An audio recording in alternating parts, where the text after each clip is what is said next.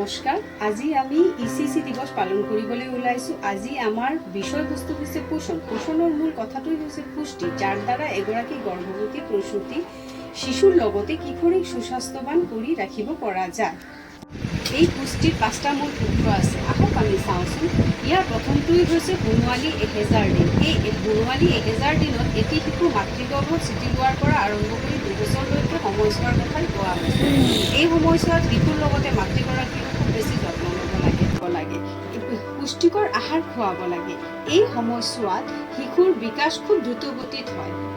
হৈছে এনিমিয়া বা ৰক্তহীনতা দূৰ কৰিবৰ কাৰণে কি কি খাদ্য খাব লাগে এই সূত্ৰটোৰ পৰা আমি জানিব পাৰোঁ। যেনে কলডিল, সেউজীয়া শাক পাচলি, নেমু, আমলা, লগতে IFA টেবলেট বা চিৰাপ খাব লাগে। পেলুৰ দৰৱো এলবেণ্ডাজলো খাব পাৰি।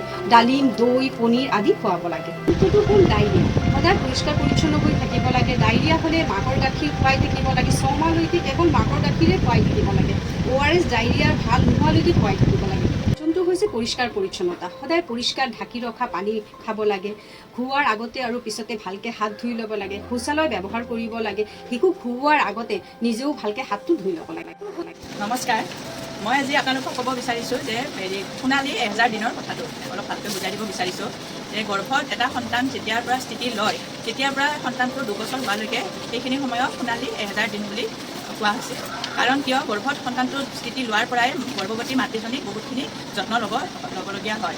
তাৰ মাজত নিউট্ৰিচনেল খাদ্য আৰু টীকাকৰণ আৰু আইৰণ, ফলিক এচিড, কেলছিয়াম আদি সকলোখিনি খাব লাগে। তেতিয়াহে সন্তানটো সুস্থ হয়।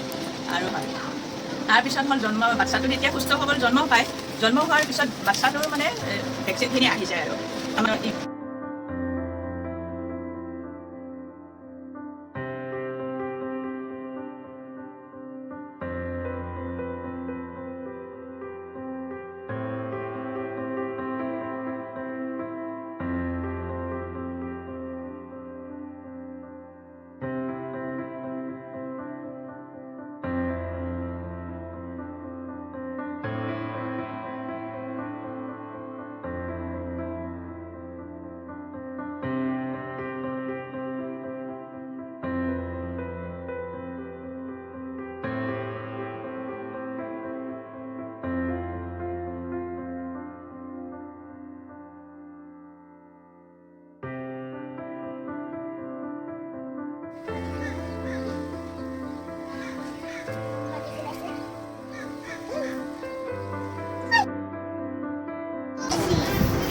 দেখো এটা কি আছে এখন পিছনে জায়গা দেখো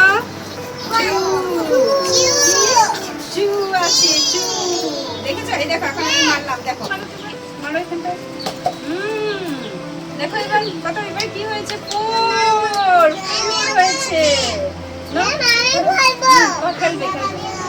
এই দেখো এবার 6 এরকম করো করো সবাই করো হাত ছোড়ো সবাই করো করো করো সাবান না করো করো এই দেখো করেছো এরকম করো ঠিক আছে এখন এরকম করো ঠিক আছে এখন এরকম করো এরকম করেছো এরকম করো এখন এরকম করবে এরকম করবে এরকম করবে তারপরে জল নেবে বুঝছো